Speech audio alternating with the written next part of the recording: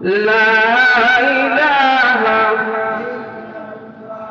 লা ইলাহা ইল্লাল্লাহু মুহাম্মাদুর রাসূলুল্লাহ।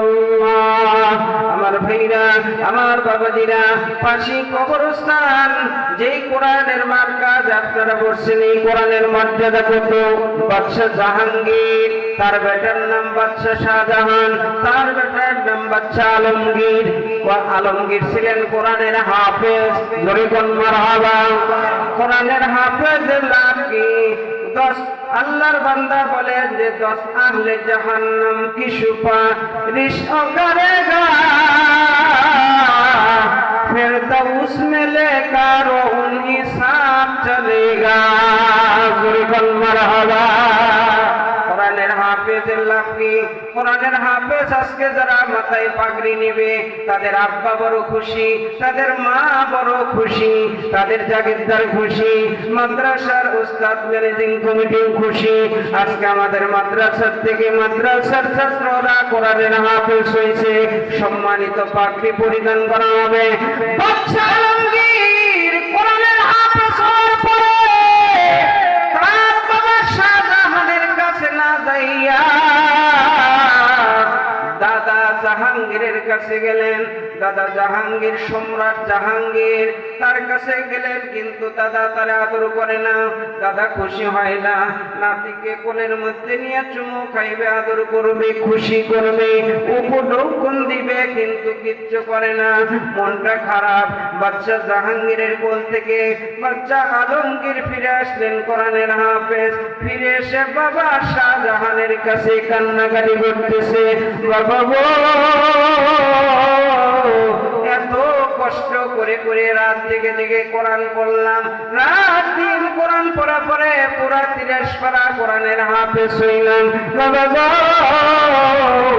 আমার এত কষ্টের সাধনা আমার দাদা তো খুশি হয় নাই, আমাকে আদর করলো না, উপঢৌকনও দিল না। কথাগুলা শোনার পরে বাদশাহ শাহজাহানের মন খারাপ।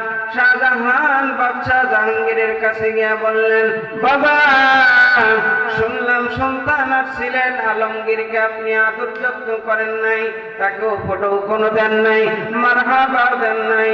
ডেকে ডেকে বললেন যে, ও শাহজাহান, তুমি আমার সন্তান, তোমার সন্তানকে কোরআনের হাফেজ বানাইছো।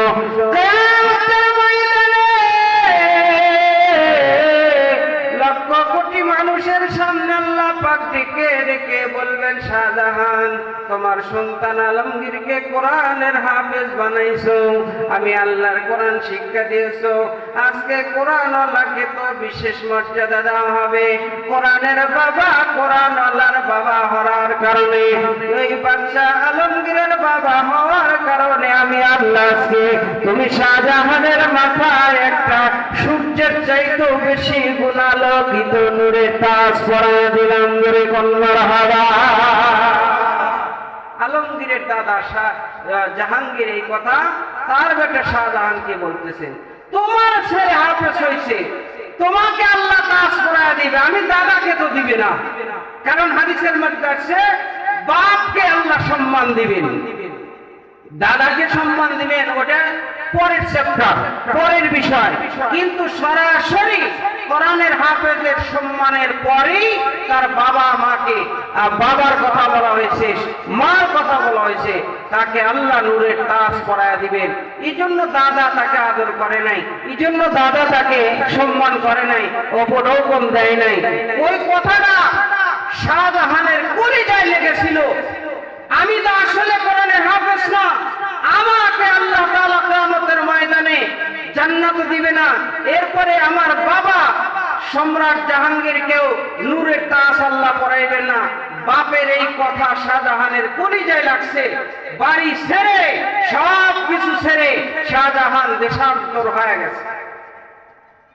অনেকদিন পর জাহাঙ্গীর মৃত্যুর শয্যায়, আমাদের যখন মানুষ বয়স হয়ে যায়, মৃত্যুর শয্যায় চলে যায়, অনেক কিছু খাওয়ার মন চায়, অনেক কিছু দেখার মন চায়। জীবনের শেষ অন্তিম মুহূর্তে নিজের সন্তান শাহজাহানকে দেখার বড় আকাঙ্ক্ষা জেগে গেল। জাহাঙ্গীর ঘোষণা দিলেন, আমার আত্মীয় স্বজনেরা, তোমরা কি পারো আমার মৃত্যুর আগে আমার শাহজাহানকে এনে দিতে? একটা নজর আমার কলিজার সন্তানকে দেখে আমি মরতে চাই।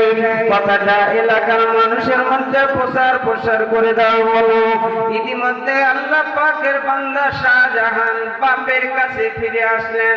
অন্তিম মুহূর্তে আসার পরে শাহজাহানকে দেখে জাহাঙ্গীর একটা ধমক মারছেন, আমি মারা যাব, আর এখন তুমি সন্তানকে কাছে পাই না, কই থাকো তুমি? এই কথা বলার পরে শাহজাহান ডেকে ডেকে বললেন, বাবা গো, আমার ছেলে আলমগীর যেদিন কোরআনের হাফেজ হইয়া মাথায় পাগড়ি নিয়া বাড়িতে আসছিল, ওই দিন আপনি তারে কোলে নেন নাই, ওই দিন তার সাথে ভালো করে কথা বলেন নাই, ওই দিন আপনি তাকেও ফোটেও কেন্দেন নাই, কারণ আপনার সন্তান আমি শাহজাহান কোরআনের হাফেজ নয় বলে আপনাকে আখিরাতের আদালতে আল্লাহ সম্মান করবে না, এই জন্য আপনি মন খারাপ করেছিলেন। ও বাবা, ওই দিন আমার কথাটা কলিজায় লাগছিল, ওই দিন আপনার বাড়ি ছেড়ে আমি অনেক দূর চলে যাওয়ার পর আজকে পুরা 30 পারা কোরআনের হাফেজ হইয়া আপনি বাবার দরবারে ফিরে আসছি। সুবহানাল্লাহ। আমাদের ভিতরে এই অনুভূতি কি জাগে? জাগে না। আমরা নিজেদের ছেলে মেয়েদেরকে পড়াশোনা করাই না, তাহলে আমরা নিজেরা কি পড়ব? আল্লাহর বান্দারা দিলের কান্না গান, অল্প সময়ের মধ্যে প্রধান মেহমান এসে যাবে। আমার ভাইরা, আমার বাবাজিরা রে, এই পৃথিবীর জমিন থাকার জায়গা নাই, একদিন না একদিন আমাদের সবাইকে চলে যেতে হবে। আওয়াজ করে কোন কথা ঠিক কিনা? আরো আওয়াজ করে কোন কথা ঠিক কিনা? আল্লাহর পয়গম্বর বললেন, দান হলো একটা বৃক্ষ, আর এই বৃক্ষের শাখা পোশাখা আছে, জান্নাতের দিকে হেলে দুলে আছে। কেউ যদি এই গাছ এই গাছের ডালটাকে টেনে টেনে আল্লাহর জান্নাতে নিয়ে যাবে। জোরে কোন সুবহানাল্লাহ। আমার ভাইরা, আল্লাহর পয়গম্বর বললেন যে যারা কোরআনের হাফেজ হবে তাদেরকে আল্লাহ পাক মর্যাদা দিবেন, আদখালাহুল্লাহুল জান্নাহ, তাদের জান্নাতের মধ্যে প্রবেশ করাইবেন। 2 নাম্বার, জান্নাতে প্রবেশ করানোর পরে তার পাওয়ার বেড়ে যাবে, ক্ষমতা বেড়ে যাবে। ওই সময় তাকে আল্লাহ পাক ডেকে বললেন, ওয়াশাফাহু ফি আশরাতিন মিন আহলি বাইতিহি কুল্লুহুম ক্বাদ ওয়াজাবাত লাহুন নার। আল্লাহ বললেন, কোরআনের হাফেজ, আজকে আমার কোরআন মুখস্থ করে হেফজ করে আমল করার কারণে তোমার জান্নাত দিলাম। আমি জান্নাত দিয়া তোমার একটা পাওয়ার বাড়ায় দিলাম, ক্ষমতা দিয়ে দিলাম। ওই যে দেখো জাহান্নামের আগুনের ভিতরে দাউ দাউ করে জ্বলে, এদের ভিতর থেকে তোমার যাকে পছন্দ হয় এদের ভিতর থেকে বাছাই করে করে 10 জনকে আমি আল্লাহর কাছে সুপারিশ করো, তাদের ব্যাপারে আমি আল্লাহ তোমার সুপারিশ গ্রহণ করব, কবুল করব, জাহান্নাম থেকে উঠা তাদেরকে জান্নাত দেবে। বলে কোন সুবহানাল্লাহ। তার বাবা, তার মা, তার জাগিরদার, তার ওস্তাদ, তার বন্ধু বান্ধবকে ডেকে ডেকে বললে, আসো, দুনিয়াতে কোরআন পড়তে গিয়ে টাকার প্রয়োজন হয়েছিল, টাকার ব্যবস্থা করে দিছো। আল্লাহর এক জৈনিক বান্দা, আল্লাহর কোরআনের একজন তেলাওয়াতকারী বান্দা, তেলাওয়াত করতে করতে তার আগুন বন্ধ হয়ে গেল। এমন সময়ের কথা বলছি যেই সময় ইলেকট্রিক্যাল কারেন্টের ব্যবস্থা ছিল না, লাইটের আলোর ব্যবস্থা ছিল না, ল্যাম্প বাতি জ্বালা যারা কোরআন তেলাওয়াত করত। আল্লাহর বান্দা কোরআন পড়তেছে, পড়তে পড়তে হঠাৎ করে তার বাতি নিভে গেল। বাতির ভিতরে হাত দেয়া দেখে বাতিতে তেল নাই, তাই তো বাতি আর জ্বলে না। পকেটে হাত দেয়া দেখে টাকা নাই। টুকরে টুকরে কমতেছিল, আল্লাহ এত গরিব তুমি আমারে কেন বানাইলা? আমি কোরআন পড়বো কিন্তু আমার পকেটে টাকা নাই, আমার বাতিতে তেল নাই। অন্ধকারে বসে বসে আল্লাহর বান্দা কাঁদতেছিল। আল্লাহর প্রিয় বান্দারা যারা কোরআনের আওয়াজ শোনার জন্য আসছেন, ওয়াজ শোনার জন্য আসছেন, কান লাগায় শোনেন। কোরআন যারা পড়তে পারি নাই, কোরআন আল্লাহকে যদি আমরা সহযোগিতা করতে পারি, আল্লাহ পাকে উসিলায়ও আপনাকে আমাকে মাফ করে দিবেন। এই জন্য দিল লাগা কথাগুলো শোনেন। কোরআনের হাফেজ অন্ধকারের মধ্যে কাঁদতেছিলেন, রাস্তা দিয়ে যাইতেছিলেন একজন গুনাহগার আল্লাহর বান্দা। ওই গুনাহগারের কানের ভিতরে আওয়াজ ভেসে আসলো, কান্নার আওয়াজ। কে রে? গভীর এই নির্জন প্রান্তরে রাস্তার মোড়ে বসে বসে কান্দে। আল্লাহর বান্দার সামনে দিয়ে আগানো বন্ধ করে দিয়া কান্নার আওয়াজ তালাশ করতেছিলেন। কিছু দূর যাওয়ার পর তাকা দেখলেন একটা কুড়ে ঘরে রাস্তার পাশে বসে বসে একজন তালবে এলেন যে কোরআন পড়তেছে। আল্লাহর বান্দা জিজ্ঞাসা করলেন, বাবারে তুমি এখানে বসে বসে কান্দো কেন? তোমার কি কিছু হারাইছেন না? তোমার মা বাবা মারা গেছেন না? তাহলে এখানে বসে কান্দো কেন? বাবাজি আমি কোরআন পড়বো, কিন্তু এত গরিব যে আমার পকেটের মধ্যে টাকা নাই, এত গরিব টাকা নাই, তেল কিনবো কি দিয়া? আমার বাতি নিভে গেছে, কোরআন পড়তে পারি নাই। হঠাৎ করে আল্লাহ পাকের বান্দার ভিতরে আল্লাহ পাক এই একটা কথাই অন্তরকে পরিবর্তন করে দিলেন। ইয়া মুকাল্লিবাল কুলুব সাব্বিত কলবি আলা দীনিক। এই কলব পরিবর্তন করার মালিক আল্লাহ। ওই আল্লাহ পাকের বান্দার কলবকে আল্লাহ পরিবর্তন করে দিলেন। আল্লাহর বান্দা বললেন, বাবাজি জীবনে কত টাকা, কত অন্যায় পথের মধ্যে খরচ করলাম, কোরআনের পক্ষে তো কোনোদিন কাজ করি নাই, নিজেও কোরআন পড়া জানি না, আবার কোরআনওয়ালাকেও কোনোদিন সাহায্য সহযোগিতা করি নাই। কত টাকা অন্তরের ভিতরে লাগছে। আল্লাহর বান্দা এরকম গভীর রাতে পাশের বাজারের দোকানে চলে গেলেন। দোকানদার ভাই তুই কি বাতি জ্বালাই না তেল বিক্রি করস? হ্যাঁ বিক্রি করি। আপনি এত গভীর রাত্রে তেল দিয়ে কি করবেন? কিচ্ছু শোনার জন্য তুই আমাকে জিজ্ঞেস করিস না। আল্লাহর বান্দা ছিলেন যারা মদ খায়, গাঁজা খায়, হিরোইন খায়, ফেন্সিডিল খায়, তাদের সাথে কিন্তু বেশি কথা কওয়া যায় না, ঠিক না বা ঠিক বলেন? যে কোনো মুহূর্তে আবল তাবল করে ফেলবে, আইলা জেলা করে ফেলতে পারে। এই জন্য দোকানদার জানতো যে লোকটা আইলা জেলার লোক, এর সাথে বেশি কথা বলা যাবে না, তাই বললো না। এক টিন কেরোসিনের তেল আল্লাহর বান্দা নিলেন। মনে মনে চিন্তা করলেন, পাগল মাতাল, মনে হয় প্রত্যেকদিন মদ খায়, কিন্তু আজকে মদ পাই নাই, কিন্তু কেরোসিনের তেলই মনে হয় খাবে। বড় লোকের ছেলে একটা পলিথিনের ব্যাগ কোনোদিন হাতের মধ্যে নেয় নাই। ডেকে ডেকে বললেন, এ দোকানদার ভাই এই কেরোসিনের টিনটা আমার মাথার উপর উঠা দে।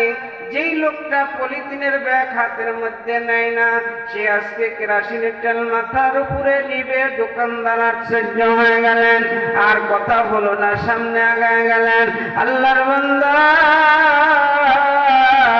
ওই ছোট্ট কোরআনের হাফেজ ছাত্রকে গিয়া বললেন, বাবারে এই যে নি তোরে কেরোসিনের তেল দিলাম, এই তেল দিয়া আগুন জ্বালা জ্বালা আল্লাহর কোরআন তেলাওয়াত কর, দেখি আল্লাহর বান্দা তোকে সহযোগিতা করার কারণে আল্লাহ আমারে মাফ দেয়নি। কাঁদতে কাঁদতে আল্লাহর বান্দা ফিরে আসলেন। কিছুদিন মধ্যে আল্লাহর বান্দা মৃত্যুবরণ করলেন। আল্লাহর বান্দারা বলেন, তো আমাদের মৃত্যু কার, কখন, কোথায়, কিভাবে আসবে জানা আছে? আর জোরে কোন জানা আছে? জানা নাই। এই জন্য আমাদের মৃত্যু কোন সময় কোন জায়গায় আসবে কারো কিন্তু জানা নাই। আল্লাহর বান্দা আল্লাহর বান্দা ফিরে আসলেন। আসার পরে হায়াত শেষ হয়ে গেল, মৃত্যুবরণ করলেন। সকালবেলা শোনা গেল যে একজন গুনাহগার মানুষ মারা গেছে। লোকেরা নাক ছিটকান শুরু করলো, কিন্তু আল্লাহ কাকে কখন কিভাবে মাফ করে দিবে, ক্ষমা করে দিবে কেউ জানে না। মাদ্রাসার হুজুরকে স্বপ্নে দেখাইলো আল্লাহর বান্দা জঙ্গলের পাশে পড়ে আছে, তার জানাজার ব্যবস্থা করে দাও। ওই এলাকার কবরস্থানের কমিটি বলল, এই ছেলেটা মদ খাইতো, গুনার কাজ করতো, একে আমরা এই কবরস্থানে দাফন করতে দেব না। লোকজন, তার বাড়ির লোকজন চিন্তা করলো যে আমাদের এলাকার কবরস্থানে যদি আমাদের দাফন করতে না দেয়, এই লাশ আমরা কান্দে করে নিয়ে কোথায় বইব? এই জন্য জংলায় গিয়া ফেলে দিলেন। মাদ্রাসার হুজুর স্বপ্নে দেখলেন, একে একে সবগুলো হুজুর স্বপ্নে দেখার পর ফজরের নামাজের পর ছোট হুজুর বড় হুজুরকে ডেকে ডেকে বললেন, হুজুর আমরা স্বপ্নে দেখেছি। কয় আপনারা যা দেখছেন আমিও তাই দেখছি, চলেন জংলার দিকে যাই। যারা দেখে 3 দিন 3 রাতের লাশ পড়ে আছে, একটা মাছিও পড়ে নাই। জোরে কোন মারহাবা। আল্লাহর বান্দা লাশটাকে উঠায় নিয়ে আসছে, উঠায় নিয়ে এসে গোসল করে কাফন পরে জানাজারের জন্য ডাক দিছেন। মাদ্রাসার বড় হুজুর জানাজার এলাকার মানুষকে ডাক দেওয়ার পরে সব মানুষ আসছে। একটা মাতবার জিজ্ঞেস করলেন যে হুজুর কার জানাজার? বললেন যে অমুক ব্যক্তির জানাজার। হুজুর আমরা তো তাকে কবরস্থান থেকে বয়কট করছি, আপনি আবার তাকে নিয়ে আসছেন জানাজারের জন্য। আল্লাহর বান্দা বললেন আপনি থামেন। মাদ্রাসার হুজুর বললেন আপনি থামেন। আল্লাহ কাকে কখন কিভাবে মাফ করে দিবে এটা আল্লাহ পাক অসীম, আল্লাহ পাক ক্ষমাশীল, দয়ালু, আল্লাহ ভালো জানেন। এমন সময় কাতারে শেষ প্রান্ত থেকে দেখলেন কান্নার আওয়াজ ভেসে আসতেছে। আল্লাহর বান্দা ওই মাদ্রাসার ছাত্র কাঁদতেছে। আল্লাহর বান্দা মাদ্রাসার উস্তাদ জিজ্ঞাসা করলেন, বাবা তুমি কেন কাঁদো? কাছে আসো। আসার পর জিজ্ঞেস করলে তুমি কাঁদতেছো কেন? যে লোকটা মরছে এই লোকটা কি তোমার কোনো আত্মীয় হয় না, তোমার জাগিরদার হয় না? হুজুর কান্দো কেন? হুজুর গো আমি কোরআন পড়তেছিলাম, আমার বাতি নিভে গেল, হাত দিয়ে দেখলাম বাতিতে তেল নাই, আবার পকেটে হাত দিয়ে দেখলাম টাকা নাই, দুঃখে কাঁদতেছিলাম, এত গরিব আল্লাহ আমারে কেন বানাইল?